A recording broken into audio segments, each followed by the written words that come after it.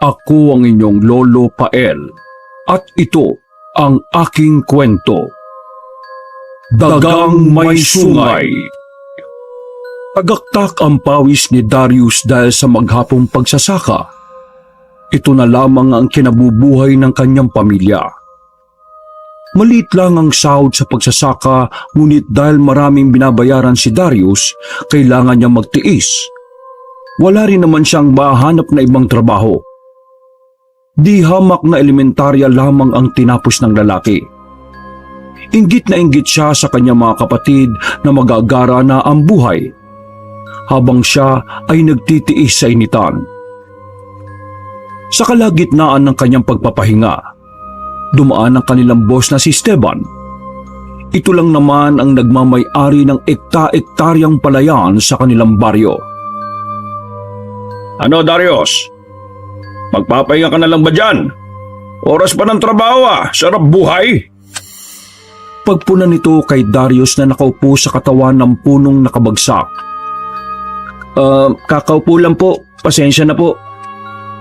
Nakayukong sagot ni Darius. Wala akong pakialam kung kailan ka pa dyan. Ang akin lang, huwag kang magpetiks kung trabaho. Kita mo yung mga kasama mo, nagpapahinga ba sila? Hindi! Alam mo, kaya hindi ka naunlad sa buhay kasi ang tamad-tamad mo. Malakas ang pagkakasabi ni Esteban kung kaya't nadinig yun ng ibang magsasaka. Nakaramdam ng hiya si Darius. Para siyang lalamunin ng lupa. Wala na siyang nagawa kundi ang yumuko na lamang. Ahayaan at tatanggapin na lamang ang masasakit na salita na sasabihin ng kanyang amo. Ay, palibhasa hindi nakatapos ang pag-aaral Naglakad na palayo ang matapobreng si Esteban. Napasarado na lamang ni Dario ang kanyang kamao. Nabubuo sa kanyang kalooban ng galit. Balang araw, magsisisi ka na minamata mo lang ako. Pabulong niyang wika at nanlilisik ang kanyang mata sa galit. Ang masaklap doon ay wala naman siyang magawa.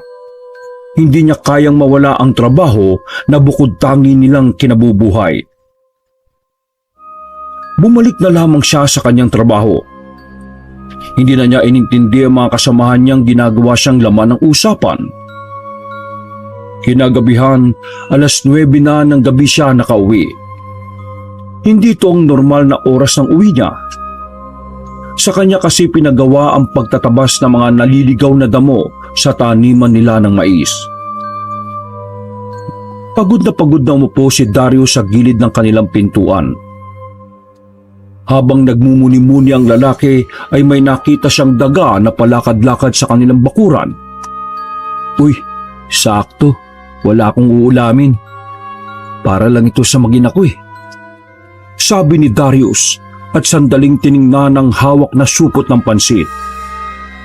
Inilapag niya ang hawak na supot sa lumang upuan. Marahan niyang nilapitan ng daga. Ngunit bago pa man niya yon mahuli ay nakatakbo na yon palayo. Bumuga na lamang ng hangin ang lalaki. Dismayado siya dahil nakatakas ang daga na kanya sanang hapunan nung gabing yon.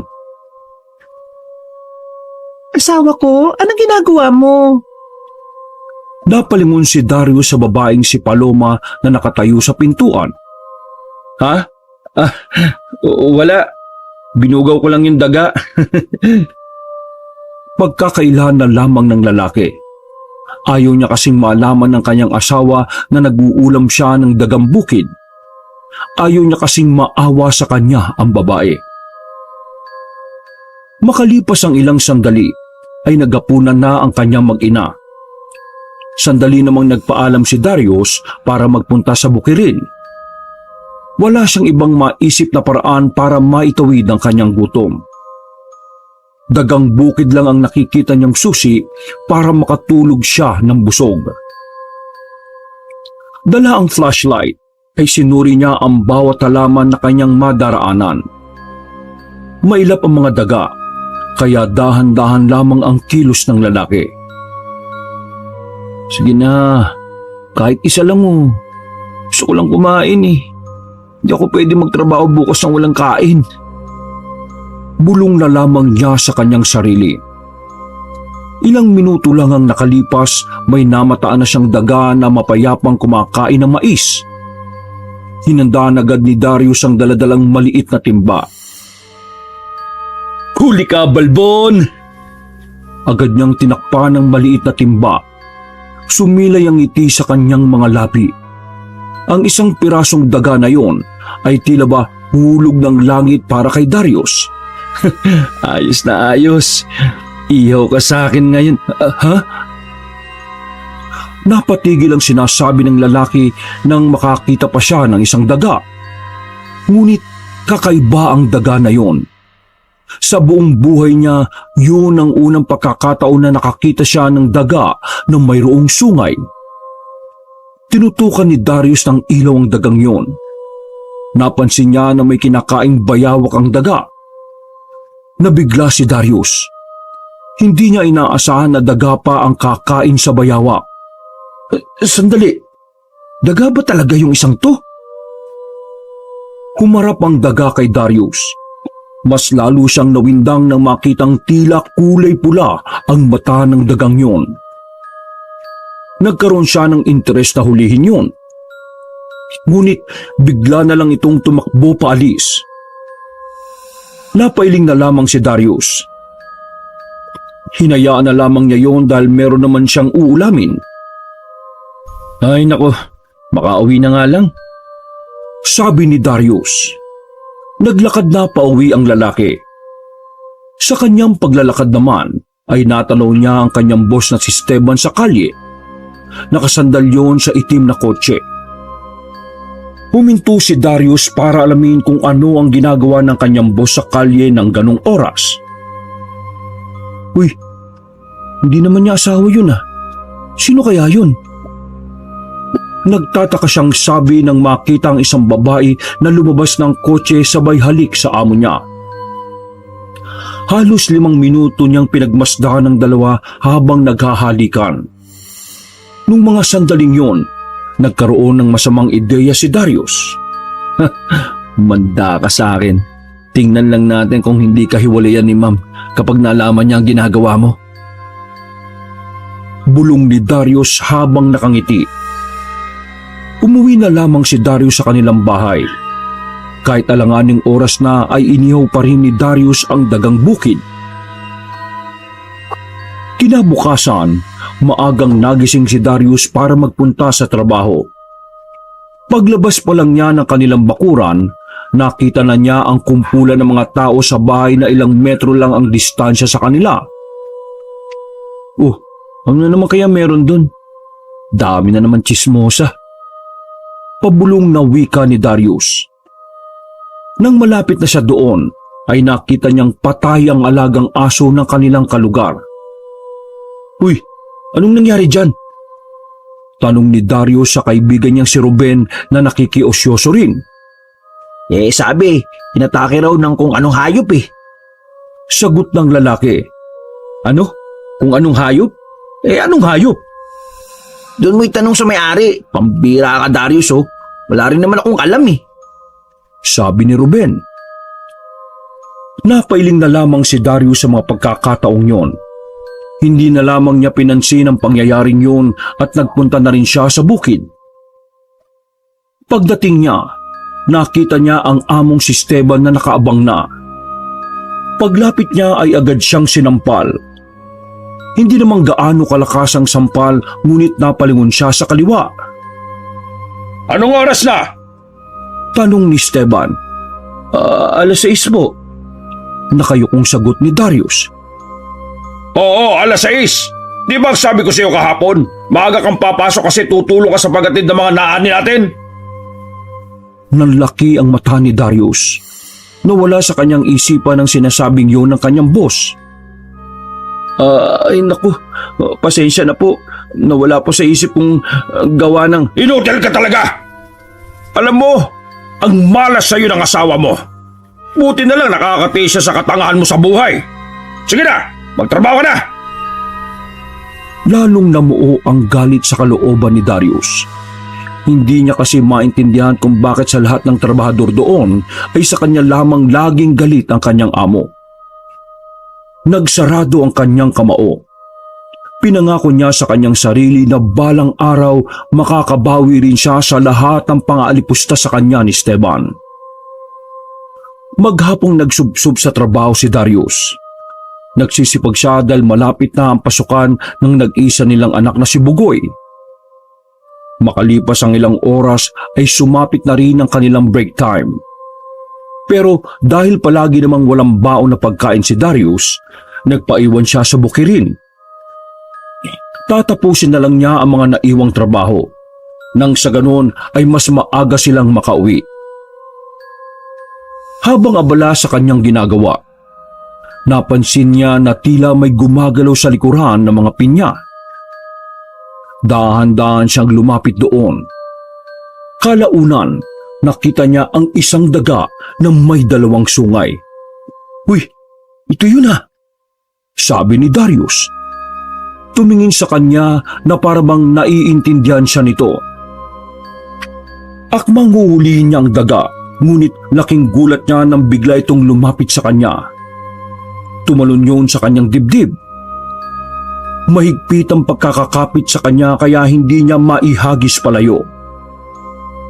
Mga ilang sandali lamang, napansin niyang nakadikit lang sa kanya ang daga. Wala itong ginawa na makakasakit sa kanya. Uy, ano? Umalis ka dyan! Nakakatakot ka, baka ikaw mangagat! Ngunit hindi na gumagalaw ang daga. Pagtingin ni Darius ay nakapikit na yun.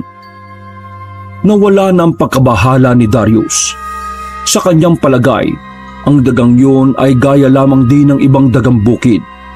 Maamo at hindi nangangagat. "Nako, sa lambing mong yan, parang hindi kita kayang ihawin eh." Pagbibiro na lamang ni Darius. Hinayaan na lamang ni Darius ang daga sa kanyang dibdib. Pinagpatuloy niya ang trabaho. Nang makabalik na ang kanyang mga kasama ay sakalang umalis ang daga. Kakaiba ang pakiramdam ni Darius sa mga sandaling yon. Magaan ang loob niya sa daga. Sa buong buhay niya, kahit kailan ay hindi pa siya nakainkwentro ng ganong klase ng hayop. Para kasing may sariling isip ang daga. Umaamo at tila gustong magpaalaga sa kanya. Ang ipinagtataka lamang ni Darius ay kung bakit yun may sungay. Sigurado ka bang magpapayawang ka rito, Darius? Pwede mo namang ipagpabukas ang pagtatanim. Magpahinga ka na muna. Wika ng kanyang kasamahan na si Glenn. Sa lahat ng kanyang katrabaho ay ito lamang ang nakakasundo niya sa lahat ng bagay. Ayos lang ako. Tapusin ko na lang ito. Para kinabukasan matuwa naman sa akin si boss. Sagot ni Darius. Sige, ikaw ang bahala. Nag-aalala lang naman kasi ako sa'yo kasi wala kang kain na maayos. Pagod na pagod ka pa. Paano? Una na ako ha? Tinapik ni Glenn si Darius at naglakad na rin palayo. Pinagtuunan na lamang ni Darius ang bakanting lupa na naroon. Sinuri niya muna ang lupa para alamin kung papaano itatanim ang mga panibagong buto. Hindi pa siya nagsisimula ay narinig na niya ang tunog ng daga. Naramdaman na lang niya na gumapang na yun sa kanyang pantalon paakyat sa kanyang balikat. Huy, umalis ka! Nagtatrabaho ako!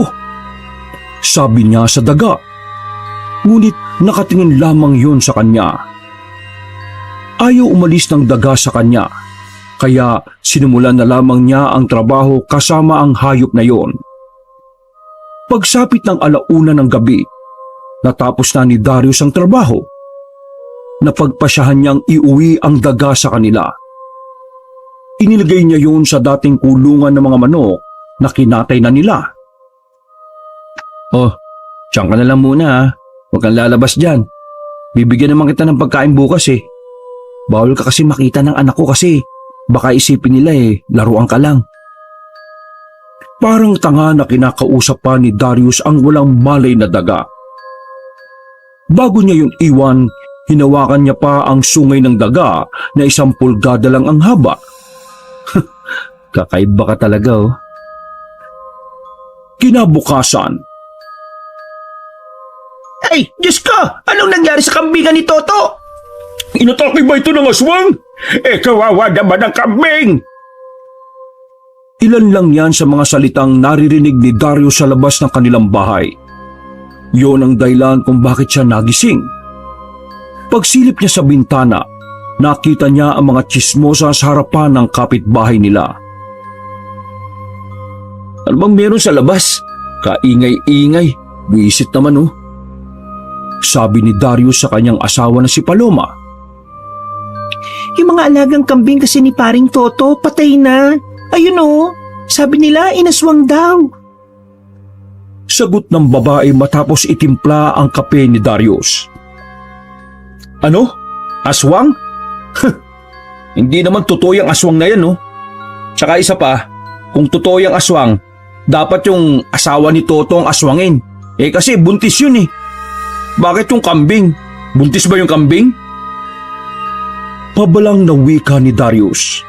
Maging ang asawa niya ay natawa na lang din. Dinampot ni Darius ang kape at lumabas ng bahay. Sumilip siya sa mga nagkakagulong tao. Nakita niya ang 2 kambing na wala ng buhay. Wala ng paa ang isang kambing. Habang ang isa naman, butas ang tiyan. Kasing laki ng baso ang butas. Kakasya ang kanyang kabao doon. Aalis na sana siya nang maalala ang kanyang alagang daga. Dumiretso siya sa kanilang likod bahay. Pagdating niya doon, nagtaka si Darius dahil ang daga na nasa kulungan ay kasing laki na ng pusa. Medyo humaba na rin ang sungay nito. Putya, anong nangyari sa'yo? Tanong niya sa daga. Napansin niya na may mga dugo ang daga sa bibig nito. Nakuha niya agad ang ibig sabihin. Teka, huwag mong sabihin. Napalingon siya sa kabilang bakod kung saan naroon pa rin ang mga tao. Ikaw yung pumantay sa mga kambing? Ano ka ba talaga? Nahihiwagaan na si Darius. Higit pa sa inaasahan niya ang pagiging espesyal ng hayop na yon. Naiintindihan ko na. Lumalaki ka kapag nakakakain ka ng hayop. Sumilay ang ngiti sa mukha niya. May kung ano siyang naisip na kalukuhan. Kalukuhan na sa palagay niya sa pamamagitan noon ay makakaganti na siya kay Esteban. Pumunta ka sa bahay ng amo ko. Kainin mo yung 2 alagang manok niya. Pabulong na sabi ni Darius. Para siyang siraulo ng mga sandaling yon. Kung may makakakita lamang sa kanya, iisipin na nasisiraan na siya ng ulo. Sige nga, kung talagang espesyal kang daga, gawin mo yung sinasabi ko mamayang gabi, ah. Sabi ni Darius. Tumingin lang sa kanya ang daga habang namumula ang mga mata. Hindi pumasok si Darius sa trabaho nung araw na yon. Araw kasi yon ng kanyang pahinga dahil natapos niya ang mga trabaho ng mas maaga. Ang iniisip niya na lang ng mga oras na yon ay ang pambihirang daga. Nasasabik siya sa ideyang may kakaiba talaga sa nilalang na yon. Kaya kinagabihan, binuksan na ni Darius ang kulungan ng daga. Lumabas yun at naglakad paalis. O sige, gawin mo muna inuutos ko, ha. Ako naman mag-iinom muna. Sabi ni Darius. Nagpaalam siya sa kanyang asawa na lalabas ng kanilang bahay. Umayag naman yun kaya agad niyang pinuntahan ang kanyang kaibigan na si Glenn. May usapan kasi silang mag-iinom nung gabing yon. Nang makarating siya doon, ay saktong inihahanda na ni Glenn ang kanilang pag-iinuman. Sakto, tara! Tulak mo lang yung gate! Sabi ni Glenn sa kanya. Tinulak niya ang nabubulok na gate na yari sa kahoy. Pasensya ka na pare, ha. Wala man lang akong dalang pulutan kahit na ano. Nahihiyang wika ni Darius. Tinapik siya ni Glenn sa balikat. Oy, ano ka ba naman? Wala naman sa akin yun. Isa pa, ako naman na nagyaya eh. Gusto lang kitang makakwentuhan.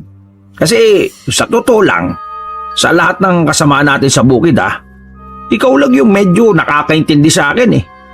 Lahat doon puro bobo na. Sabi ni Glenn. Masyado na yatang sobrang bobo. Gawin mo na lang tanga. Gatong naman ni Darius at sabay silang nagtawanan. Siya nga pala pare.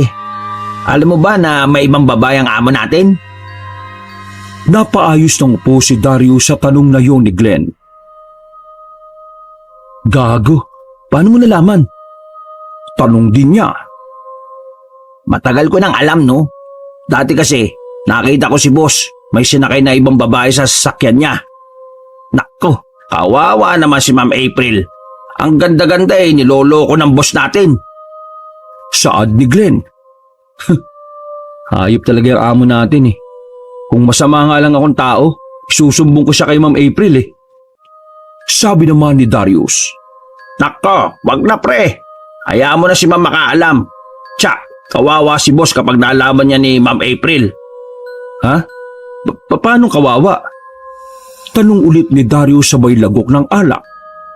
Hindi mo pa yata narinig ang chismis. May haka-haka kasi dati na itong pamilya ni Ma'am April, mga siraulo. Yung bang mga weirdo, may saltik, ganun. Dagdag pa ni Glenn. Ha? May saltik ang pamilya niya? Naniniwala ka dun? Natatawa na lamang si Darius. Paano hindi ako maniniwala? Kilala ng tiyuhin ko yung mga kamag-anak ni Ma'am April. Mga baliw sila kapag nagalit. Malay mo, ganun din pala yung amo natin babae. Di kung papatay nila yung boss natin, di maganda. Dapat lang sa kanya yun, dahil sa sama ng ugali niya. Ramdam sa tinig ni Darius ang sama ng loob na matagal na niyang tinatanim. Tinapik ni Glenn si Darius sa balikat. Pare, kahit gaano pa kasama sa atin ang mundo, wag na wag tayong magiging masama. Palagi natin piliin na maging mabuti sa lahat ng oras. Sabi ni Glenn. Hindi na nagsalita pa si Darius. Hindi kasi siya sang-ayon sa sinabi ng kaibigan niya. Para sa kanya, kaya may mga mahihinang tao ay natuto silang maging mabuti. Nagpatuloy ang kanilang pag-iinuman. Naubos na nila ang isang bote ng 4 kantos. Kaya naman nagpasya na rin si Darius na umuwi ng kanilang bahay. O sige na pare Maraming salamat. The best ka talaga. Sabi ni Darius sa kanyang kaibigan. Nako, wala yun. Mag-iingat ka sa paglalakad mo, baka matisod ka ha. Sabi ni Glenn. Kumuway na lamang si Darius sa kaibigan habang siya ay naglalakad na palayo. Habang tinatahak ang daan pauwi ay sumagi sa kanyang isipan ng daga. Naalala niya na meron nga pala siyang iniutos sa hayop na yon. Lumiko siya sa kaliwang kalye. Naisipan niyang pumunta sa bahay ng kanilang amo. Gusto niyang malaman kung may nangyari doon na hindi maganda. Pagkatapos lang ng ilang minuto, nasa tapat na rin ni Darius ang malaking bahay ni Esteban. Nakaramdam siya ng inggit. Matagal na niya kasing pangarap ang ganong kaganda at kalaking bahay. Sumilip siya sa loob. Walang tao. Kaya naglakad na lamang siya sa kinaroroonan ng mga nakakulong na manok. Nadismaya siya na makitang walang nangyari. Buhay ang lahat ng manok at wala roon ang kanyang inaalagaang daga. Sus! Wala pala yun eh. Aalis na sana siya nang makita ang pagdating ng may sungay na daga. Nanlalaki ang mata ni Darius at nasasabik sa pwedeng mangyari. Kala ko hindi ka darating eh. Sige, tamunin mo lahat yan. Mamahalin yung mga manok na yan eh. Pabulong ngunit madidiin niyang sabi. Maya-maya pa, unang nilapitan ng daga ang isang manok. Mula sa loob ng kulungan, hinila ng dagang yun ang paa ng manok. Nang hindi pa makontento ang daga, ay nginatngat noon ang kulungan na yari sa kahoy. Ikinagulat ni Darius nang makita na walang kahirap-hirap na nasira ng daga ang kulungan. Agad na nilapa ng daga ang manok. Maging si Darius din ay kinilabutan. Nagtatayuan ng kanyang mga balahibo. Halimaw! Tanging sambit niya na lamang. Hindi na kinaya ni Darius ang kanyang mga nakikita. Iniwas na lamang niya ang kanyang tingin. Habang ang daga naman ay pinagpatuloy lang ang pagklapa sa mga natitirang manok. Nang marinig ni Darius na dumating na si Esteban, nagmamadali na rin siyang umalis. Tila nawala ang tama ng alak sa kanya. Kinakabahan siya sa mga pagkakataon na yon. Hindi niya inakala na ganoon kabangis ang daga na yon. Para kay Darius, tama lang na may sunga yon dahil halimaw at demonyo itong may tuturing. Hingal na hingal si Darius na makarating na siya sa kanilang bahay. Hindi mawala-wala sa isipan niya ang mga nasaksihan. Nakaramdam siya ng pagkabahala. Batid kasi niya na ang daga na yon ay maaari ding maging banta sa buhay nilang magpamilya. Nanatiling mulat si Darius sa mga sandaling yon. Hindi siya mapakali sa kaiisip sa posibilidad na bumalik ang daga sa kanila. Inabot na siya ng umaga. Napabangon siya sa kanyang kinahihigaan nang marinig niya ang pamilyar na boses sa labas. Mahal, hinahanap ka ni Glenn. Nasa labas siya. Papasok ka na ba? Tanong sa kanya ng asawang si Paloma. Agad na bumangon ang lalaki. Nilabas niya ang kaibigan at hinarap. Pare, huwag ka na munang pumasok ngayon. Nagwawala si Boss Esteban sa bukid. Lahat pinagbubuntangan niya eh. Bungad sa kanya ni Glenn. Ha? Bakit? Anong nangyari? Tanong ni Darius kahit na alam naman niya ang maaaring dahilan. Meron nagmasakar ng mga alagaan niyang manok sa bahay nila. Nakto! Lahat patay! Parang nilapa eh. Sa tingin mo pare, aswang kaya yung pumatay sa mga manok ng boss natin? Nagkatinginan si Darius at Paloma nung mga sandaling yon. Bakas naman sa mukha ni Darius ang pag-aalala. Hindi ko alam pare. Wala rin akong alam. Sabi na lamang ni Darius. Nung umagang yon ay nagpasya ang lalaki na manatili na lang sa kanilang bahay. Sinunod niya ang payo ng kaibigang si Glenn. Hinintay niyang makabalik ang daga, ngunit hindi niya na yun nasilayan pa. Gabi na nang lumabas ng bahay ang lalaki. 7:00 pa lang ngunit wala na siyang nakikitang tao sa labas. Dahil doon sa kumakalat na tsismis na may aswang sa kanilang lugar. Napailing na lamang si Darius. Batid niya kasi na ang dagang may sungay lamang ang dahilan kung bakit namatay ang mga alagang hayop. Naglalakad si Darius sa mga sandaling yon. Papunta siya sa bahay ni Glenn para sana manghiram ng pera.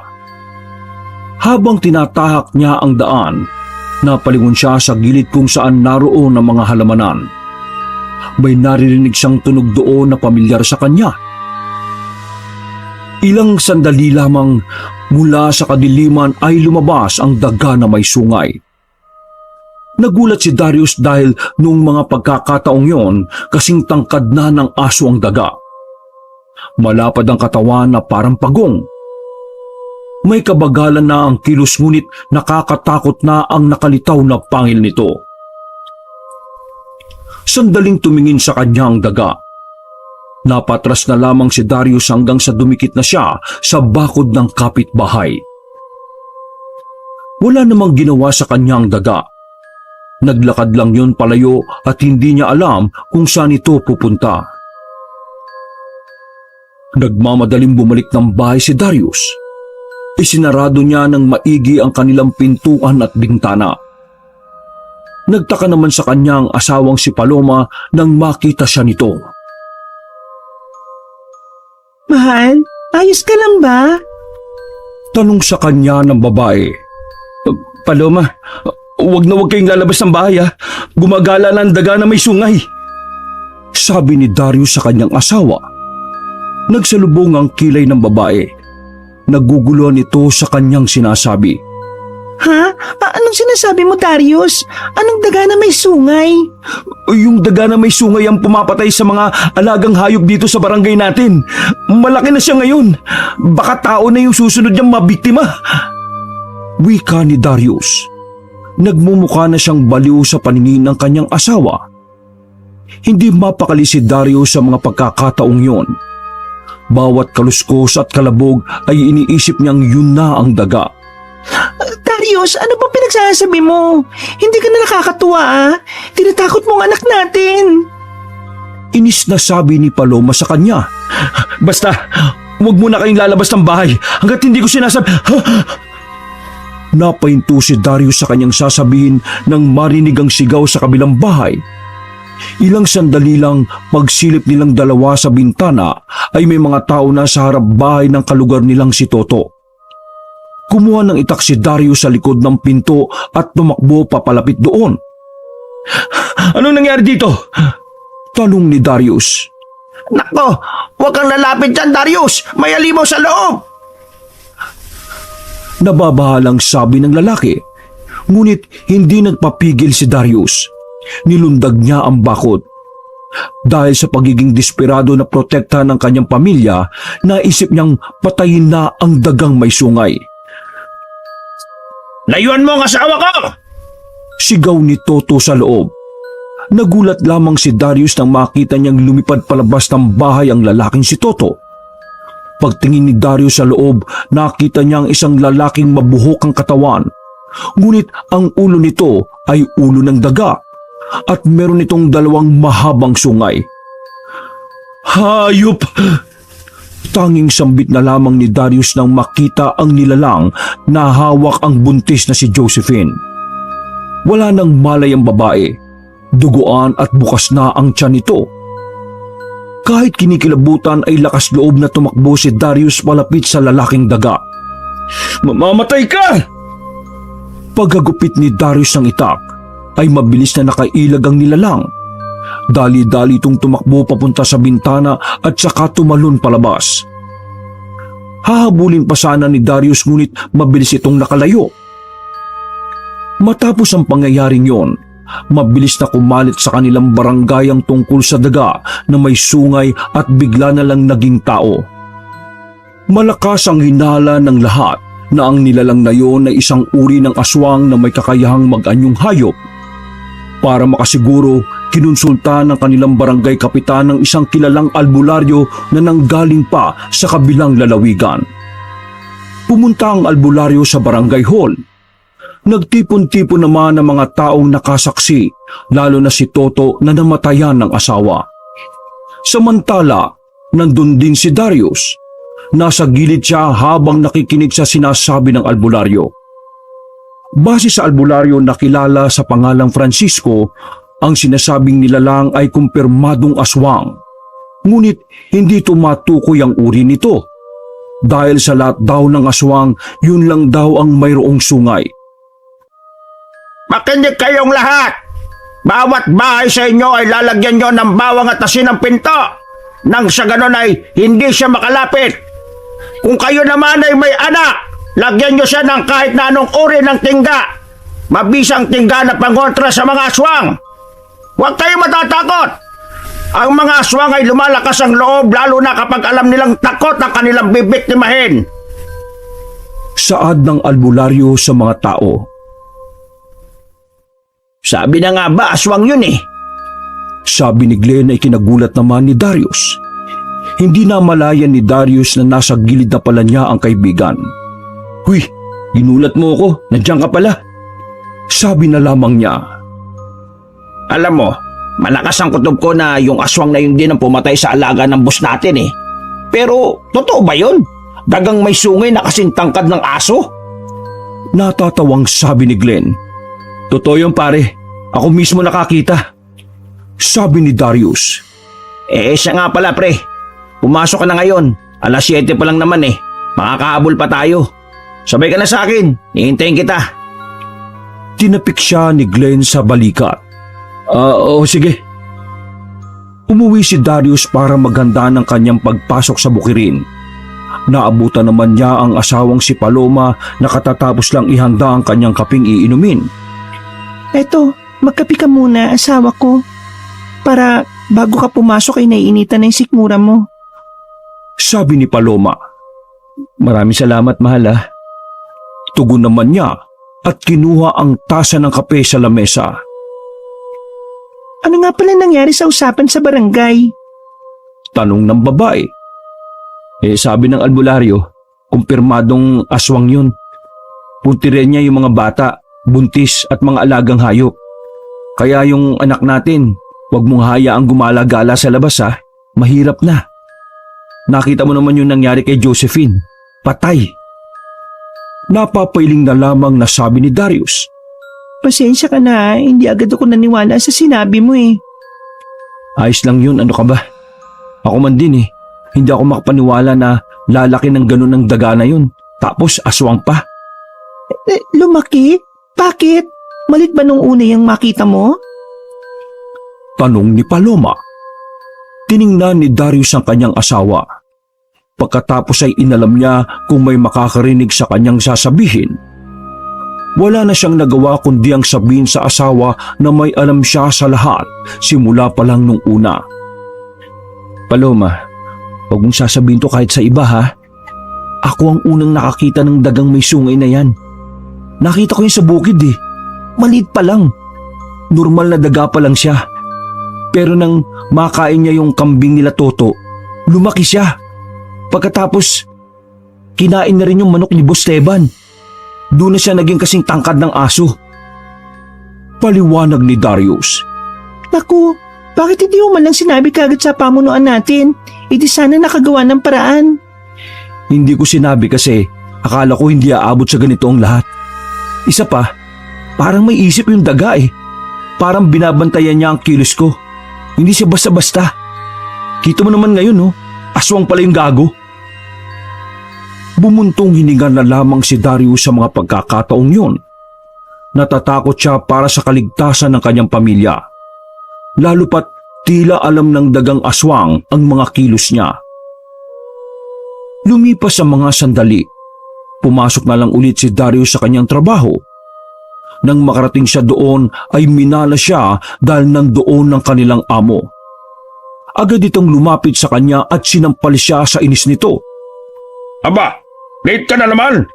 Ano ka ba rito? Boss ka ba, ha? Galit na tanong ni Esteban. Pasensya na po pa. Pasensya! Kung tanggalin kaya kita rito. Anong gusto mong gawin ko sa'yo, ha? Sapakin ko yung mukha mo? Ayop na to. Wala ka nang kwentang kukupat-kupat ka pa. Pag ako nainis eh, titikman ko yung asawa mo eh. Sabi ni Esteban. Nagpantig ang tenga ni Darius sa kanyang narinig. Otomatikong nag-init ang kanyang ulo. Kaya noong mga sandaling yun, hindi na niya napigilan ang kanyang sarili. Sama na ugali mo ah! Dinamay ko ba si Ma'am April sa usapan na ito kahit napakabasura ang ugali mo? Hindi naman di ba? Kapal ng mukha mo. Ano tingin mo sa akin? Habang buhay magpapagago sa'yo? Sira ulo ka pala eh. Magmula ngayon, hindi mo na ako pwedeng ganyanin pa. Kasi ngayon pa lang, sasapakin na kita! Mabilis na sinuntok ni Darius ang kanyang among si Esteban. Sumubsob naman sa putikaan ng kanilang boss. Hindi pa nakontento si Darius, tinapakan niya sa ulo ang boss nila para idiin sa lupa. Marami ka ng pera ha? Pero hindi ako pag-aari mo. Huwag mo akong ginagago dahil matagal na ako nagtitimpi sa'yo. Wala akong pakialam kung patayin mo ako. Walang mawawala sa akin. Pero kapag ikaw ang pinatay ko, maraming mawawala sa may iwan mo. Galit na sabi ni Darius. Tumigil lang ito nang awatin na siya ni Glenn. Pre, tama na. Mukha ng lollipop ang ulo ni boss oh. Sabi ni Glenn. Naglakad na lamang palayo si Darius. Samantala, Nadismaya naman sa kanya ang asawang si Paloma nang ibalita niya ang nangyari sa bukid. Pambihira ka, Darius. Bakit mo naman ginanon ng boss mo? Saan na tayo kukuha na ikabubuhay natin ngayon? Diyos ko! Binastos ka niya sa harapan ko, Paloma. Anong gusto mong gawin ko? Pabayaan ko lang? Buwelta ni Darius. Wala naman akong pakialam sa sinabi ni. Ang akin lang, Ikaw, walang pakialam. Ako meron. Ayaw ko nang binabastos ka ng ibang tao. Kung sa'yo, ayos lang. Sa akin, hindi. Kahit paulit-ulit kong gawin yon, hindi ako magsisisi. Napailing na lamang ang babaeng si Paloma. bahala ka. Basta wag mo akong pipigilan na magtrabaho. Hindi pwedeng pareho tayong walang trabaho. Wala tayong kakainin. Sabi ni Paloma at lumabas na lang ito ng bahay. Nakasarado ang kamao ni Dario sa mga sandaling yon. Hanggang sa puntong yon, kumukulo pa rin ang kanyang dugo. Hindi niya matanggap na binastos ang kanyang asawa. Para sa kanya, handa siyang makipagpatayan para lang sa magandang imahe ni Paloma. 3 araw ang nakalipas. Himalang walang paramdamang dagang may sungay. Nakampante ang mga tao dahil ang akala nila napadaan lang sa kanilang barangay ang nasabing aswang. Samantala, ilang araw na ring nakatambay lang si Dario sa kanilang bahay. Siya ang nagbabantay sa kanilang anak. Gawa nga ng si Paloma muna ang naghahanap buhay. Naglalabad ang babae sa kanilang mga kalugar. Maliit lang ang kitaan pero ang mahalaga, meron silang makakain sa gabi. 8:00 ng gabi ay hindi pa rin nauwi si Paloma. Nag-alala na si Darius dahil gabi na rin. Nung mga sandaling yon, nagpasya siyang iwan muna ang kanilang anak sa bahay. Hahanapin niya kasi ang asawa niya dahil nag-aalala na ito na baka mabiktima ng dagang may sungay na aswang. Naglakad-lakad si Darius sa kalye. Ngunit wala na siyang makitang tao o kahit na ano. Mga ilang sandali lang, naramdaman na lang niya na tila may sumusunod sa kanya. Naririnig niya ang kaluskos sa mga tuyong dahon sa paligid. Lumingin siya sa likuran. Sinuyod niya ng tingin ang paligid ngunit wala naman siyang nakitang kakaiba. Ganun pa man, binilisan na lamang niya ang paglalakad. Batid niya na noong mga pagkakataon na yon, nasa paligid lang ang aswang na daga. Makalipas lang halos 1 oras sa paghahanap, naisipan na lang ni Darius na bumalik ng kanilang bahay. Pagdating niya roon, nakita niya agad si Paloma sa kanilang pintuan. Nakaupo at tulala. "Mahal, anong nangyari?" Tanong ni Darius nang makita na may gasgas pa sa braso ang babae. Napansin din nito na sira ang damit nito at amoy alak. Nung una ay hindi makasagot ang babae. Umiyak na lang ito bigla. Masama na ang kutob ni Darius sa mga pagkakataong yon. Sabihin mo sa akin! Sabihin mo kung anong nangyari! Naglabada ako sa amo mong babae. Kaso, pag-alis niya, pinagsamantalahan ako ng boss mong si Esteban. Tila ba nawasak ang mundo ni Darius sa mga pagkakataong yon. Namuuna naman ang pot at galit sa kanyang kalooban. Walang ibang tumatakbo sa kanyang isipan kundi ang makabawi sa kanyang dating amo. Pinakalma muna ni Darius si Paloma. Pagkatapos lang ng halos kalahating oras ay nakatulog na rin ito dahil sa kakaiyak. "Pagbabayaran mo ang ginawa mong ito, Esteban. Magbabayad ka!" Mariing sabi niya. Umalis ng bahay si Darius. Pagliko niya sa kaliwang kalye, nakita niyang nakasilip ang dagang may sungay sa halamanan. Napahinto siya. Naglalabas ng kakaibang tunog ang dagang yon. Palagay ni Darius ay may nais ipahiwatig sa kanya ang nilalang. Ganun pa man, mas inuna ni Darius ang kanyang plano. Tumungo siya sa bahay ng mag-asawang Esteban at April. Pagdating niya roon, nakita niyang kalalabas lang ni Esteban. Sumakay yon sa sasakyan at umalis. Pagkakataon yon para kay Darius para gawin ang kanyang binabalak. Pumasok siya sa gate. Dahan-dahan siyang pumasok sa sala. Wala pang ilang minuto'y narinig na niyang sumisigaw ang babaeng si April. Humingi ito ng tulong. Dali-dali naman si Darius na tinungo ang kwarto ng babae. Pagsilip niya sa pinto, nasa harapan na ng babae ang isang lalaki na ang ulo ay daga na may sungay ito at mabuhok ang katawan. Nanlaki ang mata ni Darius sa mga sandaling yon. Lumingon ng dagang aswang kay Darius. Pagkatapos ay sinunggaban na nito ang babaeng si April. Napuno ng iyak at sigaw ang buong kwarto. Nilapa ng nilalang na yon ang among babae ni Darius. Nagtalsika ng dugo sa dingding at kumalat sa kama at sahig. Saksi ang dalawang mata ni Darius sa ginawang pagpatay ng aswang sa babae. Nanginginig ang kanyang kamay. Kahit galit na galit siya kay Esteban, hindi niya naisip kailanman na patayin ang babaeng yun. Ngunit sa kabilang banda, sumilay ang ngiti sa kanyang labi. Para na siyang nababaliw sa ideyang nakaganti na siya sa kanyang among si Esteban.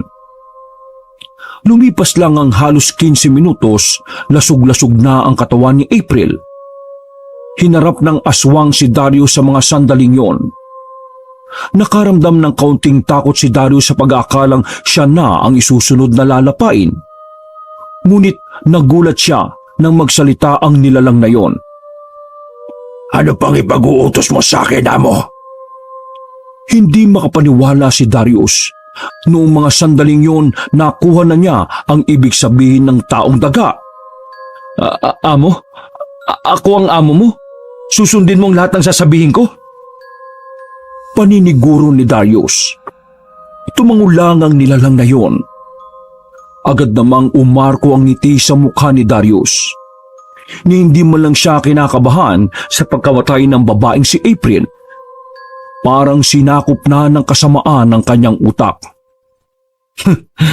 Patayin mo ang buong pamilya ni Esteban. Ubusin mo silang lahat. Gusto kong maramdaman ni Esteban kung ano ang pakiramdam ng walang pamilya. Sabi niya sa nilalang. May kakaibang ligaya na naghahari sa kanyang kalooban. Mabilis na umalis si Darius noon. Bumalik siya ng kanilang bahay. Normal siyang kumilos. Nagtaka si Paloma dahil hindi man lang naisip ni Darius na magsumbong sa barangay dahil sa ginawa ni Esteban. Kinabukasan, binulabog na naman ang kanilang lugar dahil sa bangkay ng babaeng si April. Aswang agad ang unang pumasok sa isip ng mga tao. Habang nagkakagulo sila, naroon si Darius sa gilid. Palihim nang umingiti habang pinapanood ang umiiyak na si Esteban. Grabe naman ang nangyari sa asawa ni Esteban. Diyos ko, yung aswang yan, yung daghan na may sungay. Anong gagawin natin? Iniisa-isa na ang mga residente dito. Nag-aalalang wika ng mga tao. Aalis na sana si Darius nang bigla namang lumitaw ang katrabaho niyang si Glenn. May biktima na naman ng aswang, no? Kawawa naman. Napaka-brutal. Sabi ni Glenn sa kanya habang nakaakbay. Tama lang kay Esteban yan. Napakasama kasi ng ugali niya eh. Buti nga sa kanya nang maramdaman niya kung anong halaga ni Ma'am April. Sabi na lang ni Darius. Nagkalasa na ang mga tao nang kunin na ang bangkay ng babae. Halos mabaliw-baliw naman sa kakayak ang lalaking si Esteban. Wala itong kalam-alam na may kinalaman si Darius sa mga nangyari. Pagsapit ng gabi, payapang nagkakape si Darius sa kanilang pintuan. Si Paloma naman ay tulala pa rin. Hindi na ito inintindi pa ni Darius mula nang lamunin na ito ng paghihiganti. Habang nagkakape, nakita ni Darius na may mga taong nagtatakbuhan. Naintriga siya kaya tinanong niya ang isa sa mga yon. Oh, anong nangyayari? Bakit kayo tumatakbo? Nako, Darius! May biktima na naman yung taong naganaswag na, ewan ko, Diyos ko, yung pamilya ni Esteban, Diyos ko, may minasaker! Sa mga sandaling yon, hindi na napigilan ni Darius na matuwa. Kitang-kita sa kanyang mga ngiti ang labis na kaligayahan. Dahil sa wakas, nangyari na ang kanyang inaasam. Ang gawing kalbaryo ang buhay ng taong gumago sa kanya at sa kanyang asawa. Hindi na namalayan ni Darius na nasa likuran na pala niya si Paloma. Nagtataka sa kanya kung bakit siya masaya sa nangyayari. Darius, sabihin mo sa akin, bakit ka masaya sa nangyayari sa buhay ni Esteban? Paloma, hindi ba halata? Kinakarma na ang gago na yon. Sagot ng lalaki. Napailing ang babae sa kanya. Darius, hindi ganito ang gusto kong hustisya. Gusto ko ng batas, hindi ganito. Parang hindi na kita kilala. Mukha kang demonyo sa ngiti mo. Bumalik ang babae sa loob ng bahay. Wala namang pakialam si Darius sa sinabi ng kanyang asawa. Ang mahalaga na lang sa kanya ay ang paghihirap ni Esteban. Naisipan ni Darius na puntahan ang bahay ng mga kamag-anakan ni Esteban. Gusto niyang makita kung papaano magdusa ang dating tao na umaapak-apak lang sa kanya. Nang makarating siya doon ay marami ng tao. "Kawawa, no?" sabi ng isang pamilyar na boses sa kanyang likuran. Si Ruben, ang kababata at matagal na rin niyang kaibigan. Nilingon yun ni Darius. "Oh, Ruben, anong ginagawa mo rito?" tanong niya. "Di ba lata? Gusto kong samahan ka na panoorin ng paghirap ng taong nagpahirap sa'yo." Nagtaka si Darius.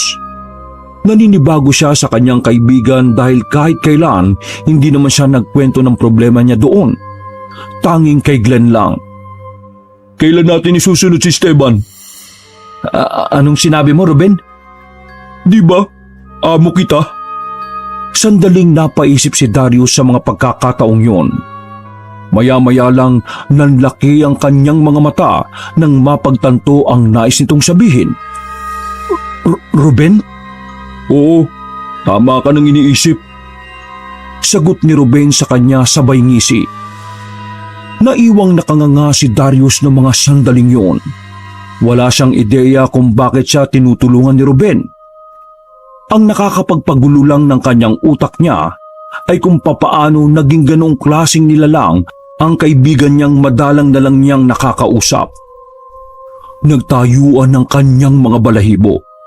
Ngunit sa kabilang banda, napangiti na lamang siya sa ideya na sa susunod na mga araw, si Esteban na ang susunod na tatakpan ng itim na tela habang magkakahiwalay ang mga parte ng katawan. Wakas.